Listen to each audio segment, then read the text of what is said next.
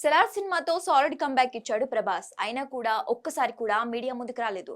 Fans తో interact అవ్వలేదు. Promotions కోసం రాకపోయినా కనీసం సెలార్ సక్సెస్ సెలబ్రేషన్స్ అయినా ఉంటాయనుకుంటే అది కూడా లేదు. అయినా కూడా బాక్స్ ఆఫీస్ దగ్గర భారీ వసూళ్లతో దూసుకుపోతోంది సెలార్. ఇప్పటికే 650 కోట్ల గ్రాస్ మార్క్ క్రాస్ చేసి 700 కోట్ల వైపు దూసుకుపోతోంది.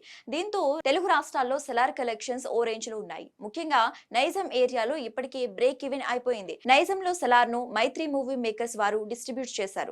అయితే సెలార్ సక్సెస్ జోష్ లో ఉన్న మైత్రి వారు సంక్రాంతికి హనుమాన్ సినిమాను డిస్ట్రిబ్యూట్ చేస్తున్నారు.